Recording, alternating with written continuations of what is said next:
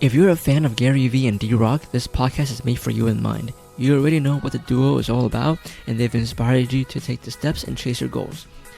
My name is Austin, and I'm the host of the Let's Get Personal show.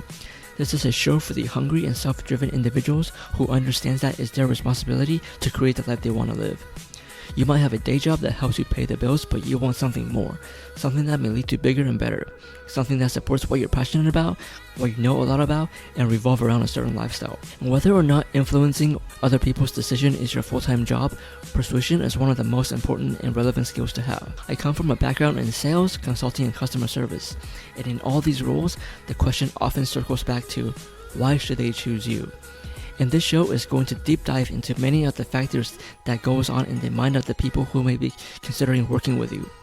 We live in a highly competitive world. Are you ready to stand up and claim your victory? Welcome back to the show, and in this episode we're going to be talking about a subject that many of us, or even most of us, are going to go through in our lives, and many of us have already gone through. And there is a saying that I'm sure you've heard of, and that saying goes along the line of do what you have to do until you're able to do what you want to do. As tempting as it may be to just drop everything mundane and jumping straight into follow your passion, let's hold up for just a minute. Having ambition is exciting. It's what makes us feel alive.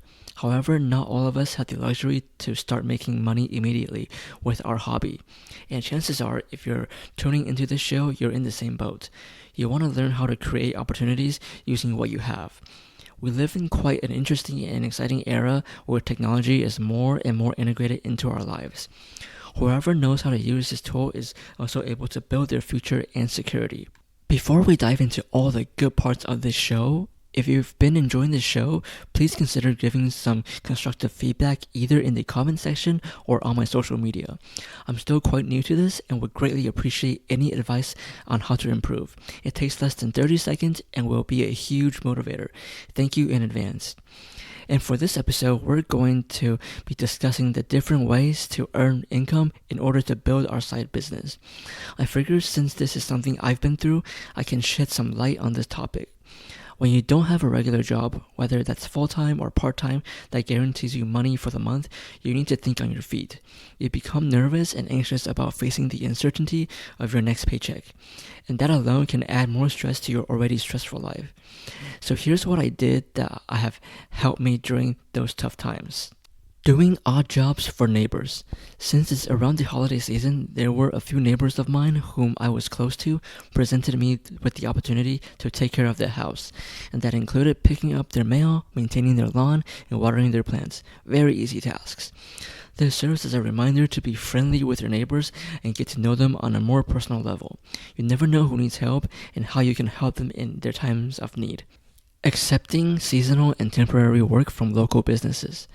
As much as I preferred a regular and consistent work schedule, I couldn't be too picky in this time. There were opportunities out there that needed people, and I needed the resources. During the holiday seasons is also when stores would typically onboard more people because they know they will have more visiting customers than usual. Use the holidays to your advantage and show these businesses what value you are able to offer. You never know, they might like you enough to keep you as a regular staff member. I have many friends that started out as seasonal workers on the retail floor and got offered full-time work because of their performance. Saving my lunch money and making sandwiches.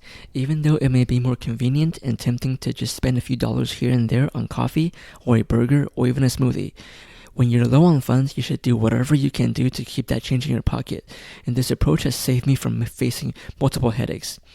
It's a tactic that I will continue to use and continue to remind myself of.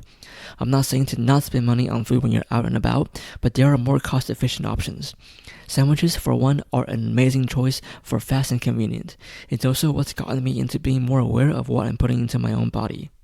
Helping out friends at a garage sale for a portion of the profit. A couple good friends of mine were doing their annual garage sales and offered me a supporting role in their little event. What's fun about these garage sales and yard sales is that you also get a chance to meet fellow neighbors that you may never have spoken to before. It's even a bonus when the weather is great and you also have music playing under the sun to enjoy a small but fun street party. I've learned at these events that even the oddest thing that you own, someone else somewhere might be intrigued. And then you'll have the pleasure of telling them the story behind it and bond a little. I also sold some of my old things that I no longer needed and that I know still had value. I decided that there were no longer a point in holding onto the clothes that I grew out of and age-old toys that were sitting and gathering dust in the garage. So I checked with my friends, families, neighbors to see if anyone would be interested in taking them off my hands. Never in the process did I think there were people who wanted some of the things I've kept throughout my childhood. These were mainly toys, sports cards, and old devices that were no longer updates for. It was really cool to see the people that took interest in my wooden toys and the details that went into those small crafts. The fascination was also what prompted me to want them to bring the toy home in the first place. These were the steps I took in that small crunch of a time. My main learning experience from all that is that nothing is guaranteed. Anything and everything you think is possible can be achievable when you put a plan together and put it to work. There were, of course, other ways I could have taken, although I thought this was quite an interesting journey. What would you have done differently had you been in my shoes? Thanks for tuning in to this episode, and don't forget to leave your honest feedback. I'm still new to the podcasting world, and any piece of constructive feedback would be greatly appreciated. Go ahead and hit that share button if you know someone who would also enjoy this, and smash that subscribe button for more. My name is Austin, and thank you for tuning into the Let's Get Personal show.